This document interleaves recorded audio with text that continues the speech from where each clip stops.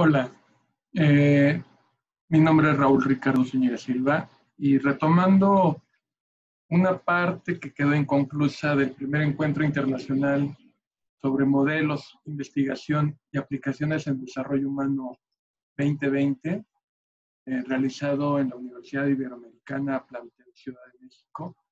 Quisiera nada más acotar un tema que quedó en el tintero y básicamente tiene que ver con este indicador que se ha planteado construir para ya dejar de pensar en el Producto Interno Bruto y empezar a medir la felicidad como un indicador de bienestar para la población. Actualmente el Producto Interno Bruto es uno de los indicadores más empleados para medir la riqueza y crecimiento económico de los países. Y junto con estos, el bienestar de la población, de las personas.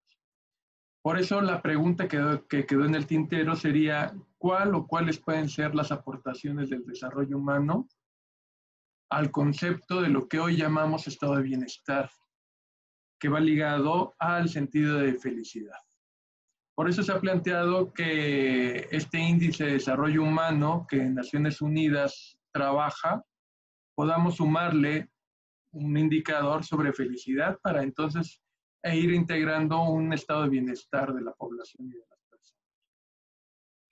A manera de recuento, nada más para que tengamos una idea, desde 1990, Naciones Unidas sacó su primer informe sobre desarrollo humano. Introdujo este concepto, aunque ya se venía trabajando desde mucho tiempo atrás, como un concepto para el progreso social. Desde entonces se ha dicho que el desarrollo humano de un país y el desarrollo como tal no puede ser entendido únicamente desde el crecimiento económico. Por eso es importante que si vamos a entrar al debate para crear un índice de desarrollo de la felicidad, consideremos este índice de desarrollo humano que desde Naciones Unidas, desde 1990, Naciones Unidas ha venido ofreciéndolo y poniéndole al servicio de las naciones. El índice es un indicador clave para medir el bienestar de la población. Mide básicamente la salud, los ingresos de la población, de las personas, y la educación, entendiendo a este índice de educación como la adquisición del conocimiento y el manejo de habilidades, tanto individuales y sociales, que ayuden a las personas a hacer cosas valiosas para ellas mismas y para los demás. Lo que no incluye este indicador que ahora con la pandemia es importante mencionar y tenemos que incorporarlo, es que no se habla de un pensamiento crítico, o sea, no se habla de personas autónomas y críticas. Me parece que la educación tiene que ser un eje fundamental, el fomentar el pensamiento crítico y el desarrollo de la autonomía de las personas. Y otro, un elemento importante que se mencionó en el encuentro internacional y que lo mencionaba Ricardo Serrano, me parece muy valioso, las habilidades digitales que toda persona debe tener. Porque ahora nos damos cuenta que con la pandemia, si no consideramos las habilidades digitales, no vamos a poder desarrollar un estado de bienestar con el uso de las tecnologías. Recordemos que en muchas naciones del planeta, la inteligencia artificial, el comercio digital, las tecnologías de la información son una parte fundamental del progreso.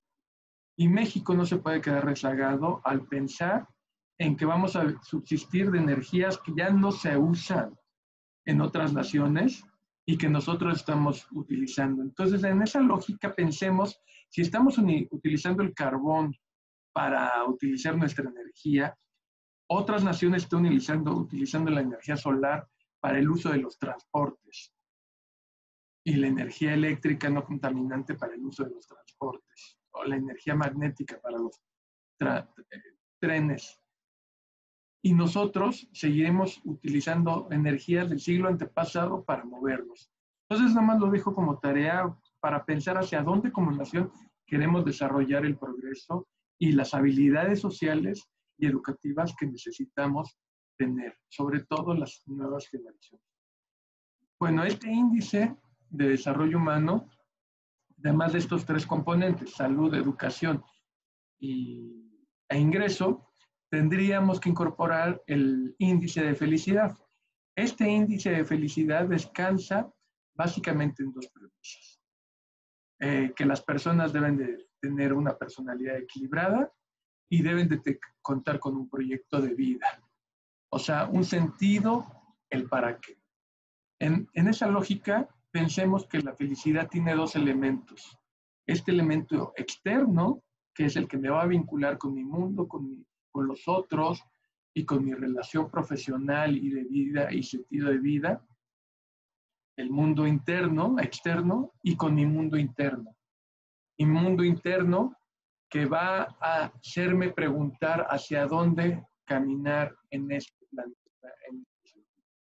Y lo externo se vincula necesariamente con las necesidades de posesión, los deseos, el sentido de sobrevivencia, y tiene que ver con cómo me conduzco en el aquí y el ahora con los otros, con las otras, con mi mundo, hacia este mundo material en donde tengo que satisfacer mis necesidades.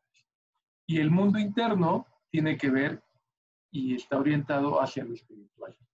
Entonces es bien interesante que si vamos a construir un índice de felicidad, vamos a tocar necesariamente cuestiones subjetivas del yo interno, subjetivas de mi yo superior y mucho más interesantes de lo que decía Jung, de nuestro inconsciente colectivo. ¿Qué es lo que sería la felicidad para el inconsciente colectivo? Bueno, en esta primera aproximación de una persona equilibrada, pues tendríamos que pensar en una salud mental. Y eso implica que tendríamos que fomentar en la educación y en todos los espacios públicos y privados el desarrollo humano como esta capacidad de potencializar a la persona como un ser autónomo.